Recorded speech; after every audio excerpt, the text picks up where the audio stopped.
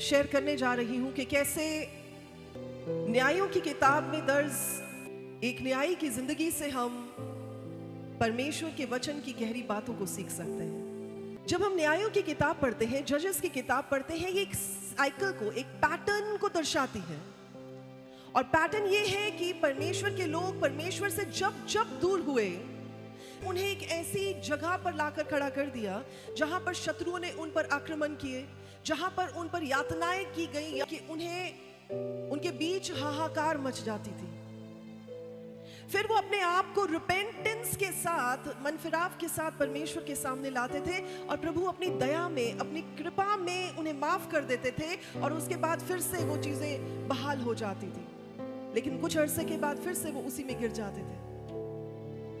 न्यायों की किताब में एक चीज और बड़ी उल्लेखनीय है और वो ये है कि जब तक तो न्यायी लोग परमेश्वर की ओर से उनकी अगुवाई करते रहते थे तब तक लोग ठीक रहते थे। लेकिन जब उनमें से कोई न्यायी मर जाता था तो लोग फिर वापस भटक जाते थे। देखिए, हम केवल ऊपरी चीजों को देखकर चलने वाले लोग नहीं हैं, हम वचन की गहराई में जाकर वचन को जड़ पकड़ने देने वाले लोग हैं, ताकि जब कभी ऐसी सिचुएशंस आए, ऐसी परिस्थितियां आए कि तेज हवाएं चले, आंधियां चले, तूफान चले, तो उस समय हमारी जड़ें इतनी मजबूत हों कि वो तूफान और हवाएं भी हमारा कुछ बिगाड़ ना सके। और वो तभी होता है जब हमारी फाउंडेशन, जब हमारी जड़ें स्ट्रांग होती हैं। यहोशू से लेकर अब तक जब न्यायों की बात की जाती है, 300-350 साल बीत चुके होते हैं और कोई भी ऐसा समझदार व्यक्ति जो परमेश्वर के लोगों की, इजरायलियों की अगुवाई कर सके नहीं मिलता है। लोग आते हैं, लोग चले जाते हैं। बहुत से ऐसे हैं जो सही नहीं चलते हैं, जिसकी वजह से लोगों को, इजराइल की प्रजा को फिर से डिप्रेशन में जाना पड़ जाता है। बहुत अरसे से वो एक नोमैडिक जिंदगी जी रहे थे, यानी कि एक जगह से दूसरी जगह पर जाने का, और परमेश्वर ने जो उन्हें वाचा का देश दिया था उसमें जाकर अब वो सेटल होना चाहते थे। पर वहां पर भी उनके लिए परेशानियां कम नहीं थी। हालांकि यहोशू की किताब जब आप पढ़ते हैं तो वहां पर बार बार परमेश्वर इस बात को जताते हैं कि यदि तुम परमेश्वर की राहों पर, यदि तुम परमेश्वर के वचन पर, यदि तुम परमेश्वर के साथ, यदि तुम्हारा घराना परमेश्वर के साथ चले, तो परमेश्वर सारी आशीषों को, सारे वायदों को जो प्रभु ने किए हैं उन्हें पूरा करेंगे। पर लोग ज्यादा समय तक उन बातों को पकड़े नहीं रखते थे और छोड़ देते थे। उन्हें लगता था कि हाँ, अगर हम प्रॉस्पर हो रहे हैं, अगर हम बढ़ रहे हैं, तो शायद ये उन पराये देवी देवताओं की पूजा की वजह से है, जिसकी वजह से उन्हें आशीषें मिल रही हैं। वो भूल जाते थे कि इन आशीषों को देने वाला उनका यहोवा परमेश्वर है। बहुत अरसे तक परमेश्वर आदमियों को इस्तेमाल करते रहे। अब्राहम को इस्तेमाल किया, मूसा को इस्तेमाल किया, नोहा को इस्तेमाल किया, एलिया को, एलाइजा को इस्तेमाल किया परमेश्वर ने, दाऊद को इस्तेमाल किया। लेकिन अब एक समय आ पहुंचा था कि कोई भी ऐसा दिखाई नहीं दे रहा था जिसे परमेश्वर इस्तेमाल करें ताकि वो परमेश्वर के लोगों को सही डायरेक्शन दे सके। इसलिए परमेश्वर ने एक महिला को चुना जिसका नाम था दबोरा। आज मैं दबोरा की जिंदगी से आपको कुछ बहुत इंपॉर्टेंट बातें बताने जा रही हूं। दबोरा का इब्रानी मतलब है मधुमक्खी, और दबोरा का जो व्यक्तित्व था वो भी ऐसा ही था कि वो सीधी बात करती थी, उसे घुमा फिरा के बातें करनी नहीं आती थी। उसका विश्वास परमेश्वर पर इतना अटूट था कि वो बड़े बड़े फैसले बड़ी आसानी से ले लिया करती थी और अपने नाम के निमित्त वो काम किया करती थी। अगर आप वचन में पढ़ते हैं न्यायों की किताब उसके 4 और 5 चैप्टर में, तो आप देखते हैं कि उसके हस्बैंड के नाम के अलावा और कुछ भी नहीं लिखा हुआ उसके बारे में, और सिर्फ जो बात की गई है दबोरा के बारे में की गई है। दबोरा परमेश्वर की भविष्यवक्तानी भी थी, वो एक सॉन्ग राइटर भी थी, वो एक न्यायी भी थी, वो परमेश्वर की ओर से मार्गदर्शक भी थी, वो काउंसलर भी थी। यानी उसके पास बहुत सारे काम थे जो परमेश्वर ने उसे दिए थे। कई स्कॉलर्स का यह मानना है कि क्योंकि उस समय में कोई और नहीं मिला, इसलिए परमेश्वर ने एक महिला को चुन लिया। वहीं दूसरे पार्ट ऑफ स्कॉलर्स ये कहते हैं कि नहीं, परमेश्वर किसी को भी इस्तेमाल कर सकते हैं। और यदि आप इस बात को समझेंगे तो आप भी इसी बात को कहेंगे कि परमेश्वर किसी का पक्षपात नहीं करते हैं। परमेश्वर की नजर में आदमी, औरत सब एक समान है। एक चीज और बड़ी ध्यान देने वाली है कि जब आप दबोरा के जिस जगह पर वो बैठती है उस जगह के बारे में देखिए तो लिखा है कि वो दबोरा का खजूर का पेड़ कहलाता था। बताएं, नाम से कहलाता था। जब हम सिने पर्वत की बात करते हैं तो वो परमेश्वर का पहाड़, परमेश्वर का पर्वत कहलाता था। पर ये जगह जो है वो दबोरा के नाम से, पाम ऑफ दबोरा जाना जाता है। ऐसा क्यों? क्योंकि उस जगह पर उसने अपने आप को परमेश्वर के लोगों के लिए ऐसा अवेलेबल, ऐसा उपलब्ध करा दिया था। उसने परमेश्वर की बातों को सुनकर लोगों तक पहुंचाने के लिए अपने आप को ऐसा उपलब्ध करा दिया था। उसने लोगों के लिए अपनी जिंदगी को खोल दिया था। उसने उस जगह को परमेश्वर की महिमा के लिए इस्तेमाल करना शुरू कर दिया था। यदि लोग ढूंढते हुए आते थे तो उन्हें पता होता था कि दबोरा कहां मिलेगी। अब वो जगह इतनी लोगों के सामने अच्छे से जानी जाने लगी कि उन्हें और कोई नाम नहीं मिला। उसे इज़राइल की माता कहा जाता, यानी उसका हृदय एक माता का था। उस जगह को ही दबोरा का खजूर का पेड़ कहा जाने लगा। इसी से आप समझ सकते हैं कि उस समय में, जिस समय में दबोरा परमेश्वर के काम कर रही थी, वो कितनी प्रभावशाली थी कि लोगों ने उस जगह को ही उसके नाम से पहचान लिया। देखिए, जब परमेश्वर की उपस्थिति हमें चारों ओर से घेर लेती है और जिस जगह पर आप जाते हैं, जिस जगह पर आप खड़े होते हैं, जिस जगह पर आप परमेश्वर के नाम की महिमा के लिए मुंह खोलते हैं, वो जगह आपके नाम से, वो जगह परमेश्वर के नाम से अलग कर दी जाती है। और लोग उसे उस जगह के नाम से नहीं जानते, वो उस जगह के नाम से जानते जहां पर परमेश्वर अपने कामों को करते हैं। दबोरा की जिंदगी में ऐसा ही था।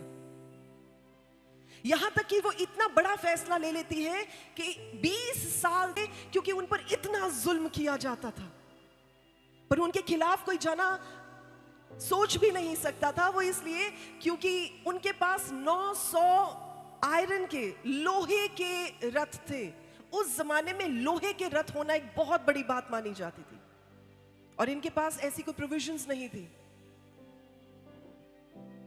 एक दिन दबोरा ऐसे ही बोल देती है बराक को, जो इनका कमांडर इन चीफ होता है, कि तुम्हें चढ़ाई करनी पड़ेगी और तुम्हें सिसरा के खिलाफ, तुम्हें कनान के राजा के खिलाफ खड़े होना पड़ेगा। और वो कहते नहीं नहीं नहीं, वो कहते जब तक तू हमारे साथ नहीं जाएगी तब तक हम भी नहीं जाएंगे। वो कहती ठीक है, मैं तुम्हारे साथ जाऊंगी, पर जो जीत का श्रेय होगा वो परमेश्वर एक महिला के सर देंगे, तुम्हें नहीं मिलेगा। ये कहानी का बैकग्राउंड है जो मैं आपको बता रही हूं। आपको समय मिले तो घर जाकर जरूर पढ़िएगा। और उसके बाद हम देखते हैं कि दबोरा की अगुवाई में बराक अपनी सेनाओं को लेकर चलता है। अब एक और बड़ी मेजर प्रॉब्लम थी उस जमाने में कि एक अगुवा होना, एक लीडर होना बड़ा ही मुश्किल था। और मुश्किल इसलिए था क्योंकि वहां पर कोई एक पॉलिटिकल, एक मिलिट्री लीडर नहीं था। 12 गोत्र थे इज़राइल के और उनमें से एक चुनना होता था, उन्हें साथ लेकर चलना होता था। और पॉलिटिकल और मिलिट्री एक्यूमेन और टैलेंट के साथ साथ जरूरी था कि वो आध्यात्मिक तरीके से, स्पिरिचुअल तरीके से भी स्ट्रांग हो, क्योंकि परमेश्वर ने इज़राइल की प्रजा को अपनी आध्यात्मिकता के लिए अलग कर रखा था। तो एक बड़ी जिम्मेदारी थी। तो इन सारे पैरामीटर्स के ऊपर कोई ऐसा जन चाहिए होता था जो बिल्कुल खरा उतरे। और दबोरा उस जमाने में, उस समय में बिल्कुल इन सारे पैरामीटर्स के ऊपर खड़ी उतरती थी। दबोरा ने उसे कहा कि अपने 10,000 लोग लेकर अलग अलग ट्राइब से चढ़ाई करेंगे। और बराक उसके साथ, उसकी कमांड में चढ़ाई करता है। वहां जाके भी उसका मन कच्चा होता है, घबराता है। और दबोरा फिर उसे ये बात आश्वासन देकर कहती है कि प्रभु इस सेना को तुम्हारे हाथ में दे देंगे, तुम वो करो जो परमेश्वर चाहते हैं। और हम देखते हैं कि कैसे परमेश्वर आगे आगे चलकर उस कनानी सेना को हार दे देते हैं। उनमें आपस में ही कंफ्यूजन मच जाती है, वो आपस में ही डर जाते हैं, इन लोगों को देखकर भय खा जाते हैं। और उसके बाद हम देखते हैं सारी सेना के जो जवान हैं वो इजरायलियों की तलवार के द्वारा मार दिए जाते हैं। और जो उनका कमांडर इन चीफ है, जो बहुत घमंड से भरा हुआ व्यक्ति था, वो जाकर एक कैंप में, एक टेंट में आश्रय लेता है। और यहां पर भी एक स्त्री आती है और उसके कनपट्टी पर टेंट का कील जोर से मारकर उसकी हत्या कर देती है। और उसके बाद 5वें चैप्टर में हम देखते हैं कि दबोरा और बराक परमेश्वर की महिमा के गीत गाते हैं, गुणगान करते हैं। आपको स्टोरी की आउटलाइन समझ में आ गई है, लेकिन अब मैं आपको 7 ऐसी चीजें बताने जा रही हूं जो हमारे सीखने योग्य है। यहां पर सबसे पहली बात यह है, जब परमेश्वर हमें आशीष देते हैं, जब परमेश्वर हमारे घरों को, हमारी जिंदगियों को अपनी आशीष के साथ भर देते हैं, उस समय हमें आलसी नहीं होना है। जब आप ड्यूटेरोनॉमी का चैप्टर नंबर 8 पढ़ते हैं और उसकी 18 आयत को पढ़ते हैं, तो वहां पर ऐसा लिखा है कि परमेश्वर है जो आपको योग्यता देते हैं कि आप कमाई कर सकें। परमेश्वर है जो आपको कैपेबिलिटी देते हैं और अपनी महिमा के द्वारा उस काम को पूरा करते हैं जिसकी वाचा प्रभु ने आपके बाप दादाओं से बांधी थी। यदि कोई मनुष्य ये समझे मैं तो अपनी मेहनत से कमा रहा हूं, मैं तो अपने हाथों से कमा रहा हूं, मैं तो अपने आइडियाज से कमा रहा हूं, मैं तो बड़ी मुशक्कत करके कमा रहा हूं, मैं तो सुबह से लेकर शाम तक काम करता हूं, मेहनत करता हूं और मैं कमा रहा हूं, तो उसे याद रखना चाहिए, मेहनत हर जन करता है पर आशीष हर जन नहीं पाता। आशीष देने वाला सिर्फ परमेश्वर है और पैसा कमाने की योग्यता देने वाला भी परमेश्वर है। तो जब आशीषें मिल जाती हैं, वो एक ऐसा समय होता है जिसमें परमेश्वर से दूर होना बड़ा स्वाभाविक हो जाता है, क्योंकि सब अच्छा चल रहा होता है। आपने नोटिस किया होगा, जब कोई परेशानी आती, जब कोई तकलीफ आती, जब घर में कोई विपदा आती है, तो सब लोग परमेश्वर के सामने घुटने टेक कर बैठ जाते हैं। लेकिन जब खुशी का समय होता है, जब बड़ी सेलिब्रेशन हो रही होती है, तो कई बार परमेश्वर की याद भी नहीं आती, बस थैंक यू लॉर्ड करके अपनी सेलिब्रेशन में लग जाते हैं। इजरायलियों ने भी यही गलती की। जब परमेश्वर उन्हें आशीष पे आशीष दे रहे थे, जब परमेश्वर उनकी झोलियों को भर रहे थे, जब परमेश्वर ने उनकी जिंदगी में बड़े बड़े काम किए, जब परमेश्वर ने यरदन नदी को भी 2 भागों में विभाजित कर दिया, जब परमेश्वर ने उन्हें वो प्रॉमिस लैंड तक भी पहुंचा दिया, ये लोग ये सोच रहे थे कि इनकी कैपेबिलिटी की वजह से है, और वो परमेश्वर को भूल गए।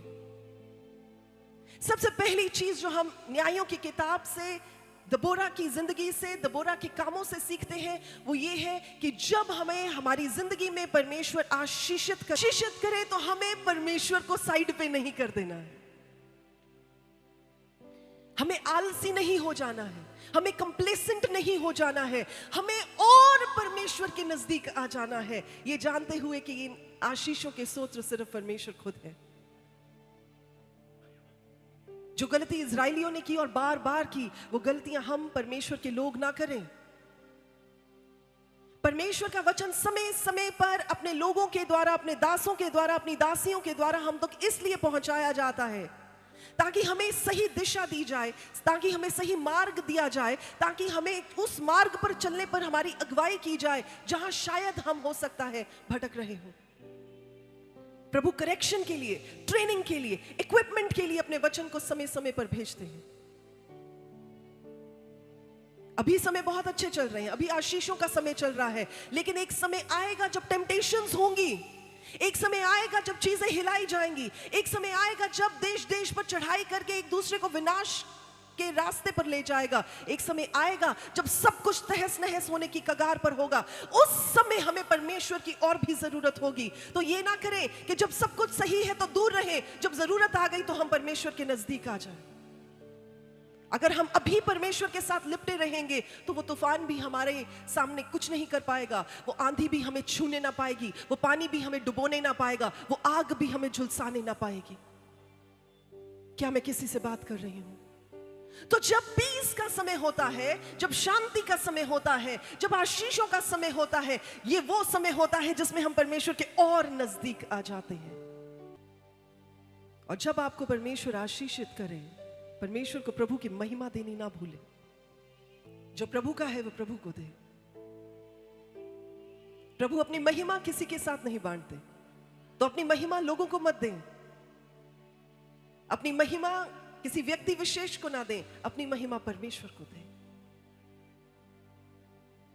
दूसरी चीज जो हम सीख सकते हैं वो ये है कि परमेश्वर आज्ञाकारिता को देखते हैं। कल मैंने आज्ञाकारिता पर आपको बहुत चीजें बताई। हां, पर हम देबोरा की जिंदगी से सीखते हैं कि वो एक बोल्ड औरत थी।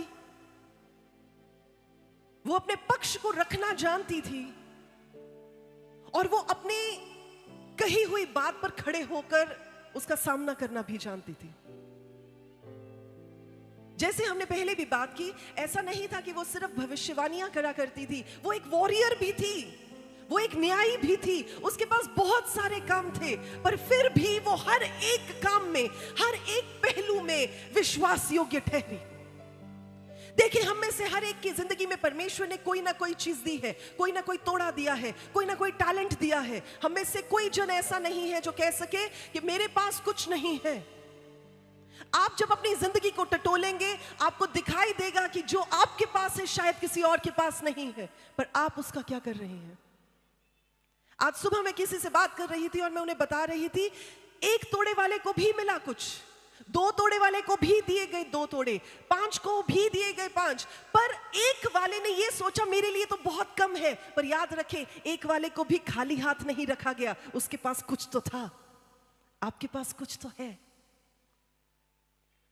आपके हाथ खाली नहीं है। मैं चाहती हूं आप अपने हाथों की ओर देखें, अपने हाथों की ओर देखें, सब लोग अपने हाथों की ओर देखें। बोले, परमेश्वर आपका धन्यवाद हो कि मेरे हाथ खाली नहीं है। परमेश्वर आपका धन्यवाद हो कि आपने मेरे हाथों में तोड़े दिए हैं, आपने मेरी जिंदगी में तोड़े रखे हैं। प्रभु, मुझे भला भंडारी बनना सिखाएं और इन तोड़ों को आपकी महिमा के लिए इस्तेमाल करना सिखाएं। मुझे आज्ञाकारिता सिखाएं, मुझे विश्वास योग्यता सिखाएं, प्रभु यीशु के नाम में, आमीन। देखिए, जब आप अपने हाथों की ओर देखें, आप याद रखें कि आपके हाथ खाली नहीं है। चाहे 1, चाहे 2, चाहे 5, आपको तोड़े दे दिए गए हैं। और याद रखें, जो आपको सौंपा गया है, जो आपको दिया गया है, वो आपका नहीं है, वो परमेश्वर का है। और जो परमेश्वर का है उसका लेखा आपको परमेश्वर को देना पड़ेगा। उसे आप अपनी संपत्ति, अपनी धरोहर संभाल कर नहीं रख सकते, वो परमेश्वर का है। चाहे वो आपके गुण है, चाहे वो आपका स्वभाव है, चाहे वो आपके काम है, चाहे वो आपके टैलेंट्स है, चाहे वो आपके तोड़े हैं, वो सब कुछ आपको सौंपे गए हैं। ये इसलिए सौंपे गए हैं ताकि परमेश्वर चाहते हैं कि आप इन्हें मल्टीप्लाई करें। इसलिए नहीं सौंपे गए कि एक वाले की तरह उसको दबा के रख ले और बोले कि मैंने कुछ नहीं करना, ऐसे ही वापस कर दूंगा। दबोरा इस बात को जानती थी कि आज्ञाकारिता के साथ आशीष जुड़ी हुई है, और वो अपने लिए नहीं। कल मैंने आपको बताया था कि जब आप आज्ञाकारी होते हैं, आप अपने लिए भी आशीषित होते हैं और आप दूसरों के लिए भी आशीषित होते हैं। दबोरा इस बात को जानती थी, और मैं ये सोच रही थी कि उसके पास ये टीचिंग्स कहां से आई होंगी, क्योंकि जिस जमाने की हम बात कर रहे हैं, उस जमाने में औरतों को प्रशिक्षण नहीं दिया जाता था, उन्हें टीचिंग्स नहीं दी जाती थी, उन्हें सिनेगॉग्स में नहीं बुलाया जाता था, उनके घरों पर उनके पिता उन्हें वचन नहीं सिखाते थे, सिर्फ लड़कों को और बेटों को सिखाया जाता था। उसे इतनी समझ कहां से आई होगी? उसे समझ परमेश्वर की उपस्थिति से आई। जब आप परमेश्वर के साथ साथ चलते हैं, परमेश्वर आपको अकल और ज्ञान देते हैं, और यहां पर वो ओबीडिएंट रही। अब जरा सोच कर देखें, एक बार को वो ये भी सोच सकती थी कि इतनी बड़ी फौज के खिलाफ हम कैसे चढ़ाई करेंगे, 20 सालों से हम उनके अंडर, उनके तिरस्कार में जी रहे हैं, अब अचानक हम कैसे उनको फेस कर सकते हैं। पर उसने जैसे परमेश्वर से सुना वैसे ही बोल दिया। वो आज्ञाकारी रही, और जैसे उसने सुना, उसने उस बात पर सिर्फ सुनकर घर बैठकर विचार नहीं करने लग गई, वो उठी और उस काम को करने के लिए अगुवाई की। ये हम दबोरा से सीख सकते हैं। यदि आप आज्ञाकारी नहीं हैं, आप अपनी आशीष को खो सकते हैं। परमेश्वर का वचन बताता है, पहला पत्रस उसके 4 के 10 और 11 में, कि जिसको जो वरदान मिला है वे उसे परमेश्वर के नाना प्रकार के अनुग्रह के भले भंडारियों की नाई एक दूसरे की सेवा में लगाए। यदि कोई बोले तो ऐसा बोले मानो परमेश्वर का वचन है। देखिए, आपके पास एज सिंपल अ थिंग कि आप अच्छा बोल सकते हैं, आपके मन में दया है, आपके मन में परमेश्वर की कृपा भरी हुई है, यह भी एक वरदान और तोड़ा है। तो जब आप अपने वरदान को इस्तेमाल करें, आपका वरदान सिर्फ आपके लिए पर्याप्त नहीं होना चाहिए, वो दूसरों की सेवा के लिए इस्तेमाल होना चाहिए। आप बोलो, हाँ जी पास्टर जी, मैं तो बहुत दया से भरी हुई हूं। उस दया का आप क्या करते हैं? आप बोल सकते हैं, पास्टर जी मुझे तो लोगों की बात को सुनकर, उनकी परेशानी को सुनकर मेरा दिल टूटता है, मेरा मन जो है वो घबराता है और मैं कुछ करना चाहती हूं। तो क्या आप उनके लिए प्रार्थना करते हैं? जब आपको दूसरों की त्रुटियां दिखाई देती हैं और आप उनके बारे में गलत मलत बातों को करते हैं, तो क्या आप परमेश्वर के सामने उस गैप में खड़े होते हैं जिसकी वजह से उनकी जिंदगी बदली जा सके? ये आपके वरदान हैं, ये आपके तोड़े हैं। हमेशा हम माइक पकड़कर प्रचार नहीं करने लग जाते कि मेरे पास तोड़ा है तो मैं सिर्फ प्रचारक बनूंगा, मेरे पास तोड़ा है तो मैं सिर्फ वर्शिप लीडर बनूंगा। आपके पास परमेश्वर ने अलग अलग अजीब अजीब अजब अजब तोड़े दिए हैं, उन्हें इस्तेमाल करना शुरू करें। हर कोई मुंह नहीं हो सकता, हर कोई आंखें नहीं हो सकती, हर कोई कान नहीं हो सकता, परंतु हर कोई कोई ना कोई अंग है जिससे परमेश्वर की देह कंप्लीट होती है। आप पहचाने कि आपकी जिंदगी में परमेश्वर ने क्या तोड़े दिए हैं। और मैं आपको एक बात और बता दूं, जो भी परमेश्वर ने आपको दिया है, आपको उसका लेखा तो देना पड़ेगा ही, लेकिन बार बार परमेश्वर आपको भेजेंगे ऐसे लोगों को जो आपको जताएंगे, जो आपको याद दिलाएंगे कि आप अपने तोड़ों का क्या कर रहे हैं। आज मैं आपको याद दिलाने के लिए यहां खड़ी हूं कि आप अपने तोड़ों का क्या कर रहे हैं। क्या मैं किसी से बात कर रही हूं? जिससे बात कर रही हूं अपने हाथों को हिलाएंगे और कहेंगे हालेलुया। देखिए, यदि 5 तोड़े हैं तो एक को इस्तेमाल करते हुए खुश ना हो जाएं, 5 को इस्तेमाल करें। यहां पर दिबोरा अपने हर एक तोड़े को इस्तेमाल कर रही थी। वो एक में खुश नहीं हो गई थी कि हाँ मैं तो पत्नी हूं, मैं बड़ी खुश हूं, हाँ मैं न्यायी हूं, मैं बड़ी खुश हूं। वो अपने हर एक रोल में, आप एक पत्नी हो सकती हैं, आप एक टीचर हो सकती हैं, आप एक माता हो सकती हैं, आप एक व्यवसाय करने वाली महिला हो सकती हैं, आप एक अच्छे पति हो सकते हैं, आप एक अच्छे सीईओ हो सकते हैं। यानी आप हर एक रोल जो आपके लिए डिफाइन किया गया है, उन सब में परमेश्वर के साथ आज्ञाकारिता में चले। और एक चीज और आपको वो याद दिला दूं, परमेश्वर का वचन बताता है जो थोड़े में विश्वास योग्य रहता है, कितने में? जब आप थोड़े में विश्वास योग्य रहते, परमेश्वर आपको बथेरे का अधिकारी बनाते हैं। बड़ा बनने का कोई और लॉजिक, कोई और सीक्रेट नहीं है। बड़े बनने के सिर्फ 2 सीक्रेट्स हैं। ध्यान से सुनिएगा। चाहते हैं कि हम बड़े बने, हम परमेश्वर की ओर से बढ़ाए जाएं। कोई भी ये नहीं चाहता कि मैं छोटा ही रह जाऊं। पहला ये है कि जो अपने आप को बड़ा बनाना चाहता है, अपने आप को छोटा कर दे। अपने आप को ऐसा बना दे कि दूसरों को देखकर उसे ऐसा ना लगे कि मैं इनसे बेहतर हूं, दूसरों को देखकर ऐसा लगे ये मुझसे बेहतर है, मैं अभी भी सीख रहा हूं। तो जब परमेश्वर का वचन कहता है आप अपने आप को परमेश्वर के सामर्थी हाथ के नीचे दीन कर देते हैं, छोटा कर देते हैं, परमेश्वर आपको ऊंचा करते हैं, परमेश्वर आपको बड़ा करते हैं। पहला सीक्रेट ये है। और दूसरा सीक्रेट, दूसरा रहस्य बड़ा बनने का है, जब आपको जो सौंपा जाता है उसमें आप कितने वफादार हैं। जब आप अपने घर में वफादार होंगे, आपकी हदें बढ़ा दी जाएंगी। जब आप अपनी कलीसिया में वफादार होंगे, आपकी हदें बढ़ा दी जाएंगी। जब आप अपनी कंपनी में वफादार होंगे, आपकी हदें बढ़ा दी जाएंगी। आप जिस जिस क्षेत्र में वफादार होंगे, परमेश्वर आपकी हदों को बढ़ाते चले जाएंगे। और बड़े बनने के लिए आपको वफादार होना, ईमानदार होना, आज्ञाकारी होना आवश्यक है। क्या किसी को समझ आ रही है? तीसरी चीज जो दबोरा की जिंदगी से हम सीख सकते हैं, हालांकि उसने बराक को बुलाकर उस बैटलफील्ड में जाने की, बैटलफील्ड में बढ़ने की उसे एक इंस्ट्रक्शन दी, पर बराक जो कि एक already established commander in chief था, वो डरा हुआ था। और वो उसे कहता है जब तक तू मेरे साथ नहीं जाएगी मैं नहीं जा रहा हूं, तू चलेगी तो मैं चलूंगा।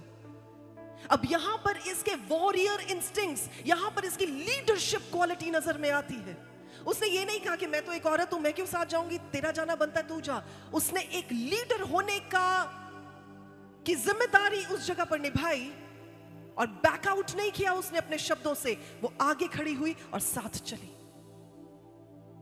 जो एक अच्छा लीडर होता है वो सिर्फ वही नहीं होता है जो दूसरों को कहता है चलो जी आप काम करो मैं आपको देखता हूं। जो अच्छा लीडर होता है, जो अच्छा अगुवा होता है, वो लीड बाय एग्जाम्पल करता है।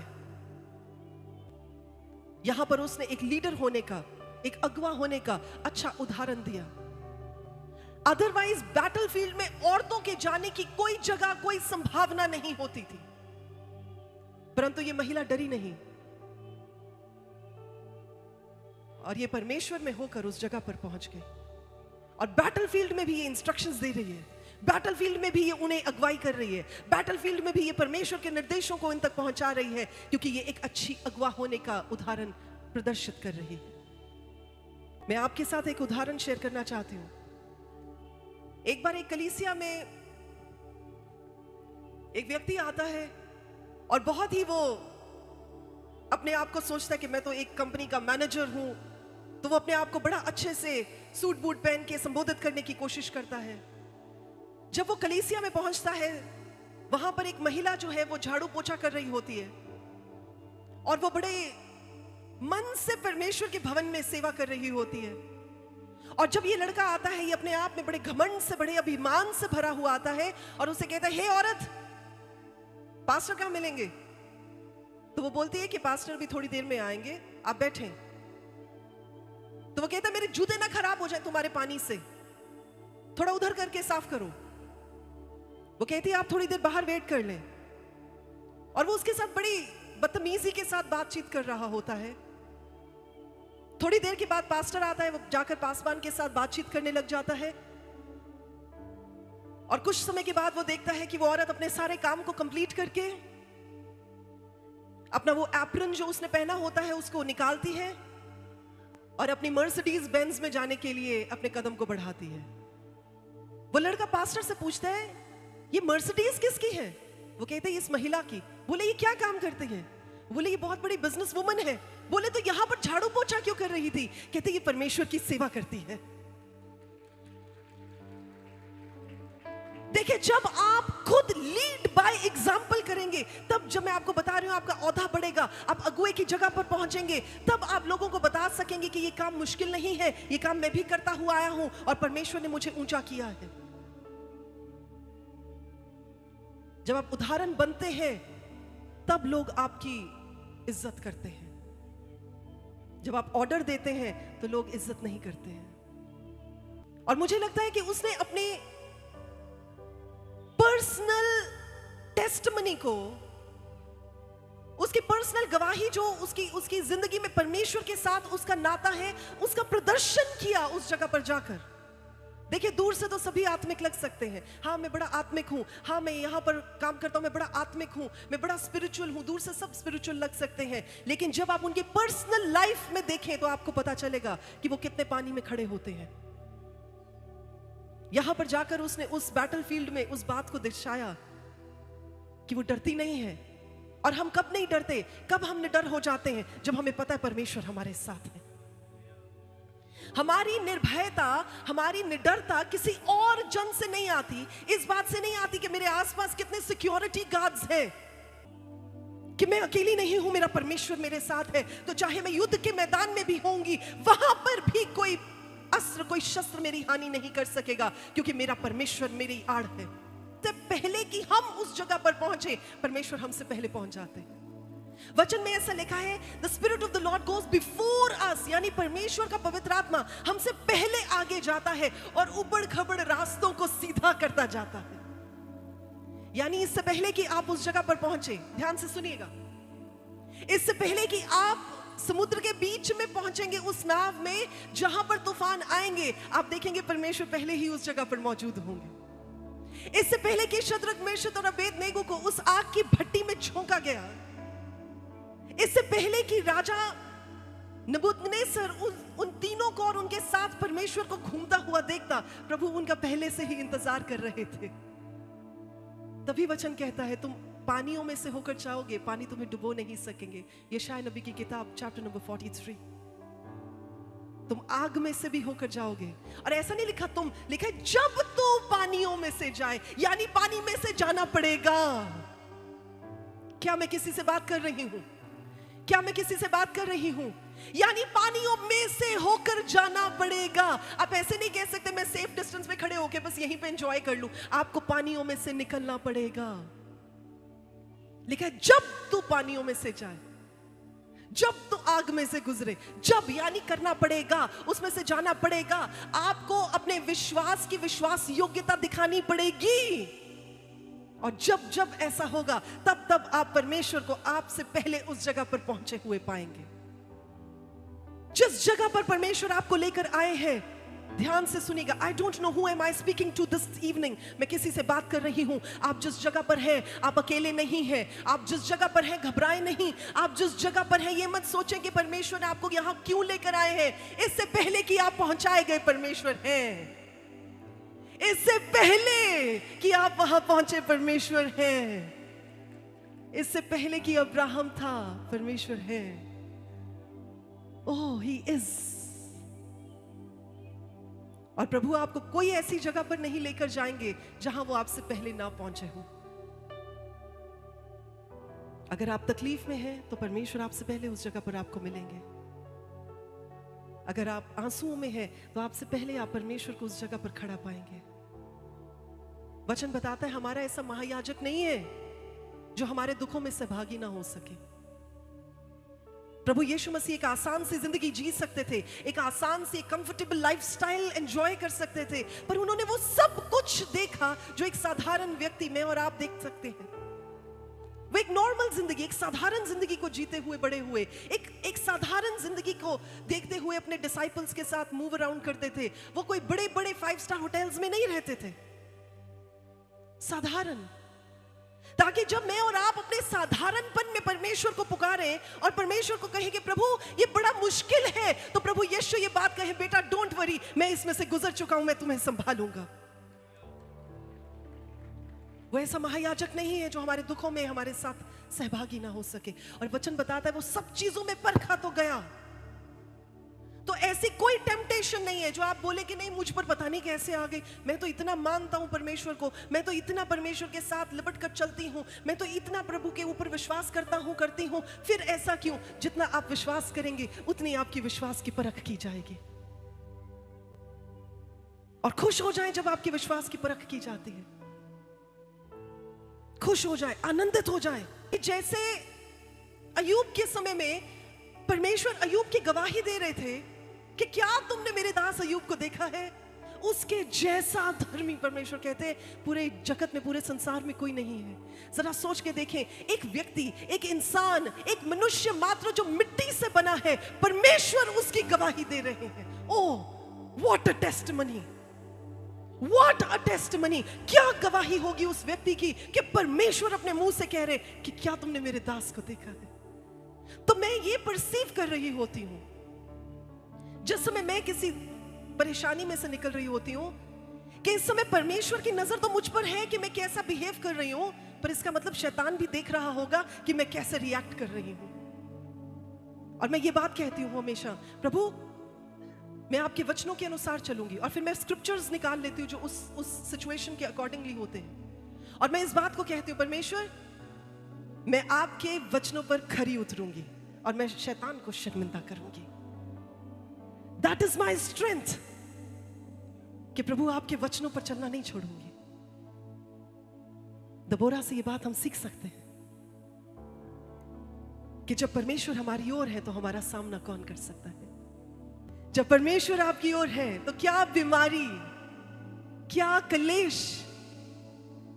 क्या दुष्टता की सामर्थ, क्या आपका सामना कर सकती है? जब परमेश्वर आपकी ओर है कौन सी चीज आपके सामने खड़ी रह सकती है? जितने लोग विश्वास करते बोलेंगे हालेलुया।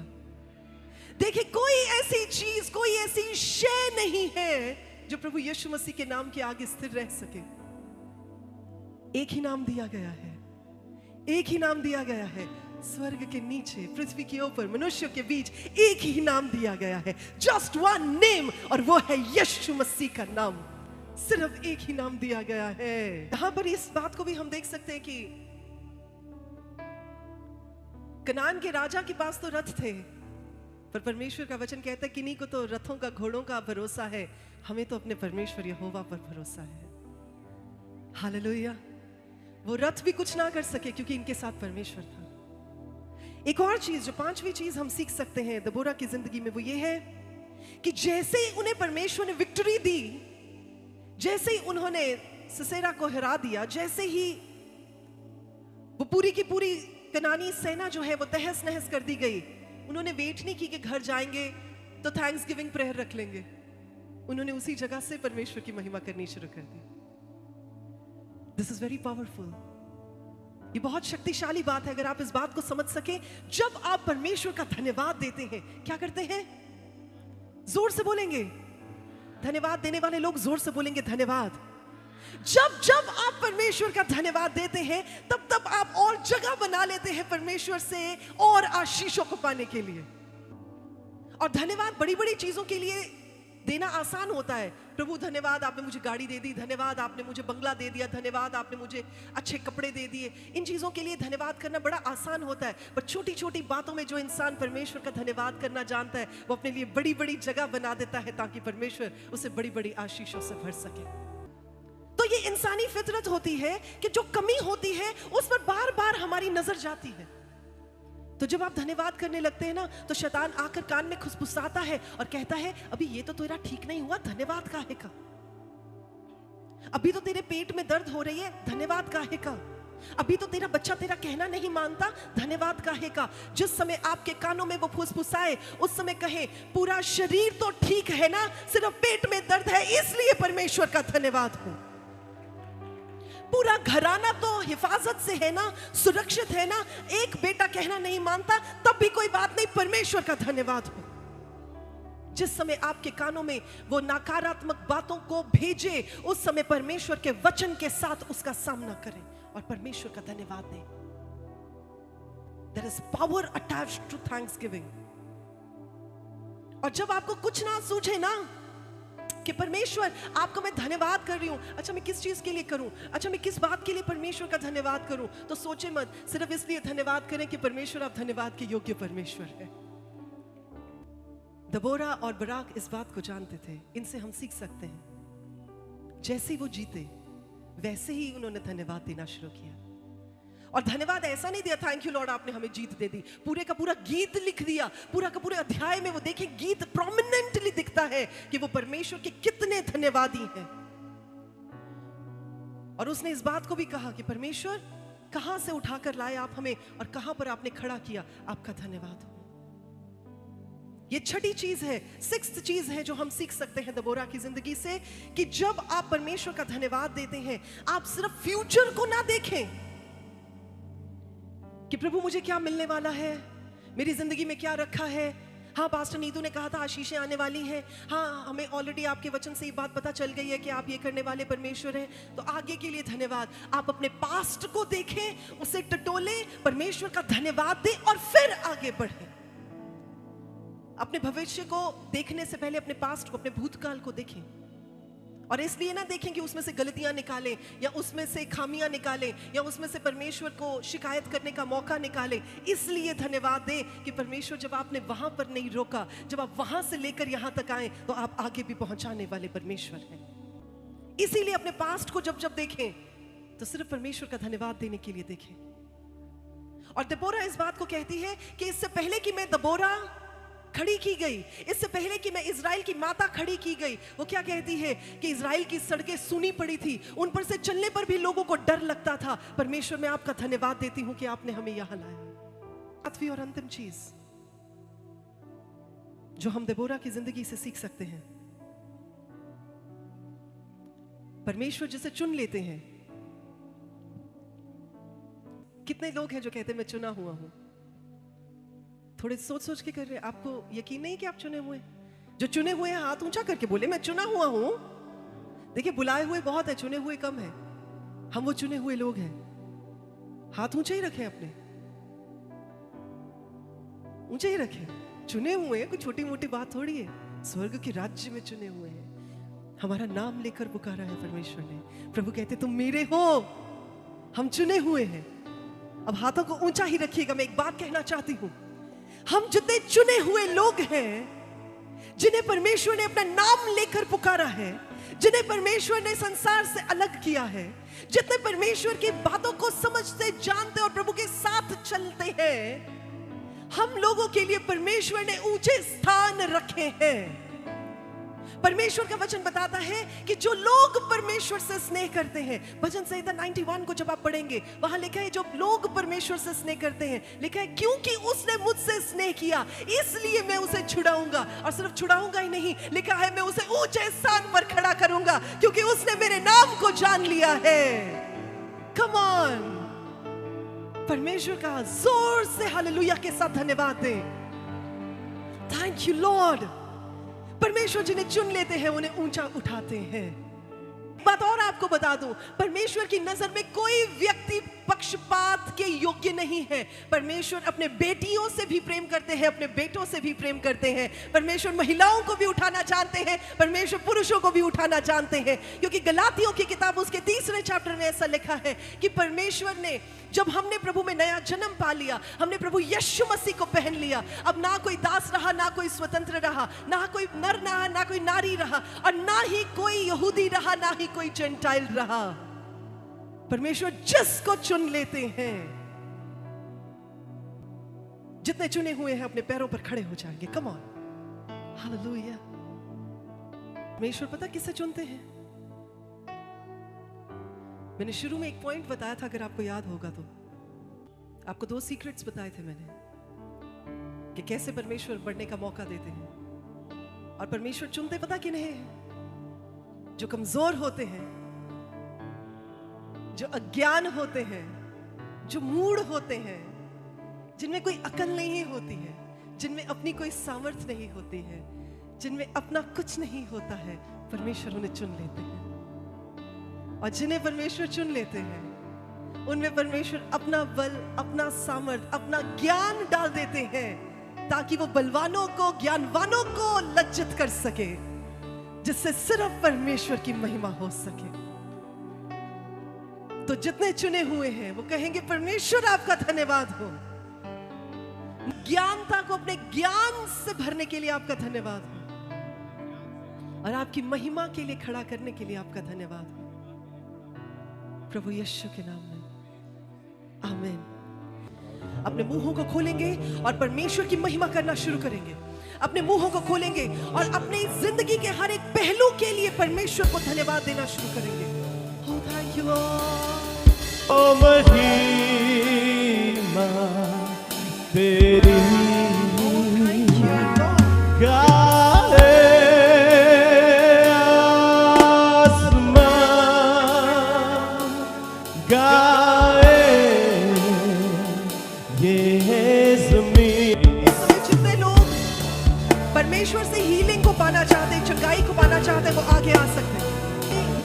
दर्द वाले अपनी रोग वाली जगह पर अपने हाथ को रखें। इस घड़ी प्रार्थना करती हूं कि आप अपने लोगों को छुएं, जिस जगह पर उन्होंने हाथ रखा है उस जगह पर अपने हाथ को रखें। प्रभु जी, होने दे मेरे खुदावन, आप अपने लोगों के जिंदगी में उनके विश्वास के अनुकूल प्रभु काम करें। उनके हाथ के ऊपर अपने हाथ को रखें मेरे परमेश्वर, और इसी घड़ी आप उन्हें छूकर चंगा करें, छूकर चंगा करें प्रभु यीशु के नाम में।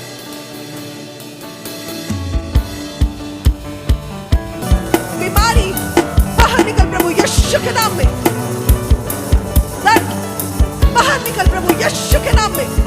ध्यान से, ध्यान से, ध्यान से, ध्यान से। Come on, come on, come on, come on, come on, come on. प्रभु जी, आप अपने लोगों को छू रहे हैं, उसके लिए आपका धन्यवाद हो। आप अपने लोगों के बंधनों को तोड़ रहे हैं, उसके लिए आपका धन्यवाद हो। पकड़े, पकड़े, पकड़े। Thank you Lord, thank you Lord, thank you. चलो, चलो, चलो, चलो। बीमारी फैलाने वाली दुष्ट आत्माओं बाहर निकलो प्रभु यीशु के नाम में। Out, get out, In the name of Jesus. You master. धन्यवाद हो प्रभु आपका।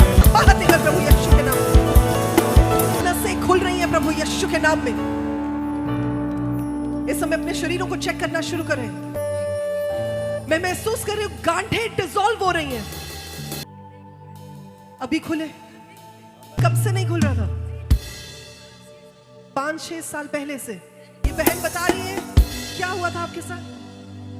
ऑस्टियोआर्थराइटिस मेरे को था और डॉक्टर ने कहा तुम कभी अच्छी नहीं होगी, पर अभी इस समय प्रभु यीशु मसीह ने सिस्टर की प्रार्थना के दौरान मुझे छुआ और मेरे हाथ यूं स्टिफ थे।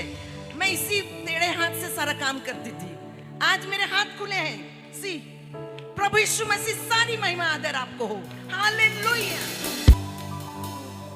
मैं नेशनल खेलने गई थी गोवा में और पंजाब के साथ मेरा मैच था। तो फर्स्ट मैच में ही मेरा लेफ्ट लेग डैमेज हो गया था। आज मैं घुटने पर रखी लेफ्ट लेग में, तो मेरी बहुत अच्छी फ्री हो रही है। मैं आप ऊपर आए। ये क्या हुआ? मैं फोल्ड कर सकती हूँ, स्ट्रेच कर सकती हूँ, सब कर सकती हूँ। कम ऑन, हम परमेश्वर का धन्यवाद देंगे। पिछले 2 साल से एड़ी के नीचे पे स्वेलिंग हो गया था और इतना ज़्यादा पेन होता था कि मैं खड़ी नहीं हो सकती थी और मैं चल भी नहीं पाती थी। एक समय ऐसा आया कि मैं लंगड़ कर चलना चालू कर दी, खड़ी हो पा रही हूँ। और अब जो ऊपर दर्द आए, था, ऊपर आए, चल के दिखाएं जरा। चले थोड़ा और तेज चले। आपके सामने परमेश्वर की महिमा का प्रमाण है। हम जोरदार तालियों के साथ परमेश्वर को धन्यवाद देंगे। एक्सीडेंट हुआ था और जिसकी वजह से गाड़ी का चक्का जो पीछे वाला वो मेरे कमर पे चला गया था। मुझे चंगाई मिला, की हो गई। कब से बेड पे थे? बेड पे 1 साल से मुझे प्रॉब्लम था स्टिफनेस का, कमर और पैर तो क्या नहीं कर सकते थे? चल 1 मिनट जरा फिर दौड़ के दिखा दे। शाबाश, very good. You master, thank you master. Wow wow, thank you Lord. Come on, हम जोरदार तालियों के साथ परमेश्वर का धन्यवाद देंगे। 3 साल से। अच्छा जी, गले में इन्फेक्शन था? जी मेडिसिन खाती थी, फिर भी से दवाई से कुछ ठीक नहीं हुआ? नहीं होता था। ओके, अभी क्या हुआ? जब मैं यहाँ पहुँची तो मुझे बहुत अच्छा फील हो रहा है। फील हो रहा है कि ठीक हो गया? पेन हो रहा है। Hallelujah, hallelujah. दर्द होता था, बार सांस रुकती थी, बहुत प्रॉब्लम होती थी। आज हम विश्वास के साथ ही आए और हमको चंगाई मिली। मैं प्रभु यीशु का लाख धन्यवाद देती हूँ। हालेलुया, चंगाई मिली। यीशु धन्यवाद। healing. Jehovah Rapha God, you're healing wounds in the name of Yeshua. चल के देखे भाई। इस तरफ ध्यान से बेटा, थोड़ी जगह दे दे।